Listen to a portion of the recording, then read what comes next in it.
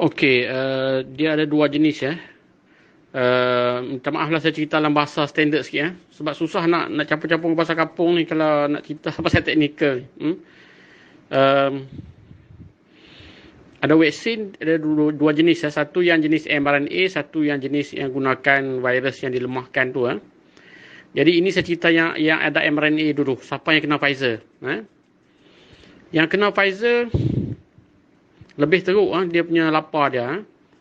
Dia punya hatu raya dia tu lebih teruk lagi, rasa lapar nak makan. Sebab apa? Sebab dia gunakan mRNA. mRNA ni dia mesti ditolak masuk ke dalam sel. Baru boleh berfungsi, berkesan benda tu. Jadinya nak tolak masuk ke dalam sel tu dia perlukan tenaga. Dia perlukan tenaga. Lepas tu nak tolak masuk, dia mRNA tu bukan sakat mRNA seketul, dia dibalut lagi dengan dia panggil lipid nanopartikel. Lepas tu ada lagi bahan pengawet dia polyethylene glycol, PEG dan sebagainya. Dia perlu ditolak nak masuk ke dalam sel. Jadi dia perlukan tenaga yang banyak. Jadi siapa-siapa hak kena cucuk dengan mRNA punya vaksin ni, Pfizer ni, memang dia akan lagi cepat lapar. Kenapa lapar? Sebab bila tenaga badan kita diguna banyak nak tolak masuk vaksin ke dalam sel, nak diproses, nak dijadikan spike protein semua ni. Jadi badan kita hilang tenaga.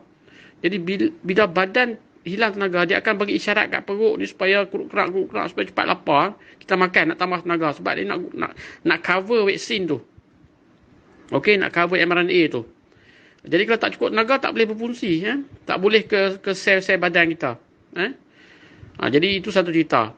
Lepas tu cerita nombor 2 pasal vaksin mRNA ni, dia dah sampai, ni cerita dia sampai ke sel dah.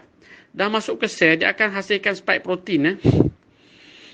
Dia akan hasilkan spike protein. Spike protein ni, inilah yang akan dikesan oleh badan kita, oleh antibody yang menyerupai COVID. Yang menyerupai virus COVID. Sebab apa? Sebab spike protein tu adalah benda hak tajam-tajam tu lah, duri-duri daripada virus coronavirus tu. Jadi hasilnya spike protein yang banyak. Jadi bila masuk mRNA dalam peringkat sel kita, dia akan hasilkan banyak sangat spike protein ni. Bermilion-milion satu hari.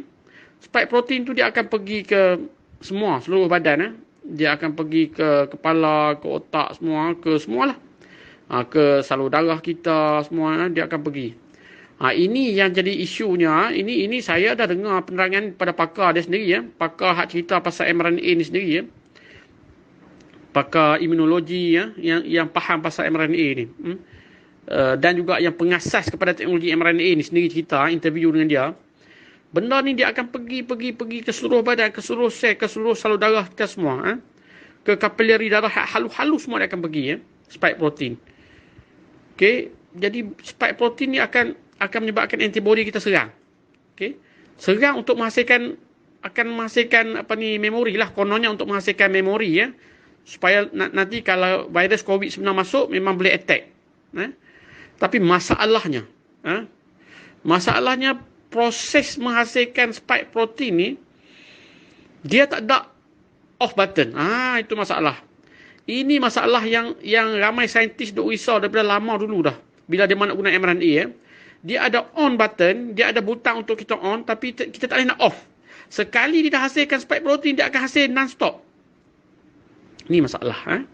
Bila banyak sangat duri coronavirus dalam badan kita, habis badan kita akan bekak nanti pelan-pelan. Dia akan menyebabkan keradangan sebab bila berada di salur darah, kita punya antibody akan attack sana, dia akan menyebabkan radang lah. Bila ada tindak balik antibody dengan antigen, ini konsep asas imunologi untuk ilmu imunologi ni, dia konsep asas bila ada antigen ni bahan luar lah daripada, contohnya spike protein tu, antibody bertindak balas, dia akan menghasilkan keradangan, dia meradang, sel-sel kita tu akan radang. Jadi kalau di salur darah, meradang salur darah, keradangan salur darah, dia akan menyebabkan bengkak, sempit, dan kalau di jantung, ngam-ngam di jantung, dia kena heart attack. Sebab salur darah kita jantung jadi bengkak, jadi sempit. Kalau di otak jadi stroke. Dia bengkak sana, dia sempit salur darah di otak, dia jadi stroke. Sebab darah tak boleh lalu. Pecah salur darah tu. Pam-pam kuat, jantung kita pam kuat, dia akan pecah. Stroke. Kalau di paru-paru, banyaknya spike protein sana, dia akan radang di paru-paru, bekak habis semua. Kita punya salur-salur untuk udara semua dalam paru-paru semua bekak. Jadi tak boleh nafas. Oksigen pun tak boleh diangkut semua. Boleh mati dengan hayat tu je. Itu pasal kalau orang kampung kita biasa duk dengar dia mak tulis surat khabar hak kematian hak baru-baru ni banyak-banyak duk mati selepas diinjek vaksin Pfizer semua ni. Satunya hak dia mak kata mati sebab kegagalan sistem, kegagalan organ badan. Jadi sebab apa? Paru-paru akan gagal, jantung akan gagal, otak akan gagal bila berlaku keradangan, bila ada serangan tindak balas di antara antibody dengan antigen. Antigen dalam kes ni ialah spike protein yang dihasilkan oleh apa? Spike protein tu benda tanpa. Itu adalah duri-duri COVID yang dihasilkan oleh mRNA yang masuk dalam sel kita. mRNA ni dia akan masuk, dia akan pergi ke mana? Dia akan pergi ke ribosom. Ribosom ni adalah kilang untuk menghasilkan protein. So, itu bidang saya. Itu bidang saya waktu saya buat PhD dulu, memang saya buat berkaitan dengan protein. Jadi, saya terpaksa faham pasal proses macam mana protein dihasilkan dalam badan ni. So, dia di ribosom akan kilang banyak-banyak spike protein. Masalahnya kilang ni satu je masalah dia. Kita boleh on dia, kita tak boleh off dia. Itu masalah. Wallahi, inilah masalah utama yang saintis pun takut. Lah ni dah jadi. Dah jadi dah. Dia on sekali, off tak boleh dah. Tak boleh nak cari off button, tak boleh nak stop. Jadi, benar ni lah spike protein ni akan jadi time bomb. Memanglah. Siapa-siapa kena Pfizer lah ni nampak cerdas lagi. Nampak sihat lagi sebab proses tu berlaku. Dia berlaku terus. Slow. Dia time bomb. Itu pasal ada saintis kata sampai peringkat 2 tahun. Sampai 3 tahun baru akan jam seluruh sistem tubuh badan. Ada yang kata sampai 5 bulan je cukup dah habis. Dia ikut kepada ketahanan badan kita. Dan macam mana kita, pemakanan kita. Kita banyak tak makan benda-benda yang ada anti radang, antioksidan semua ni. Pasal pemakanan nanti saya ajar lain lagi. Itu lain topik lagi. Tapi ceritanya orang dah bawa Pfizer ni, dia time bomb. Ada hak mati cepat, ada hak mati sederhana jangka masa sederhana. Ada yang akan mati jangka masa panjang, 2 tahun. Itu yang saintis duk kaji-kaji, dia mau bagi masa 2 tahun. 2 ke 3 tahun je. Kalau yang kena mRNA punya vaksin. Pfizer, Moderna, dia pakai mRNA.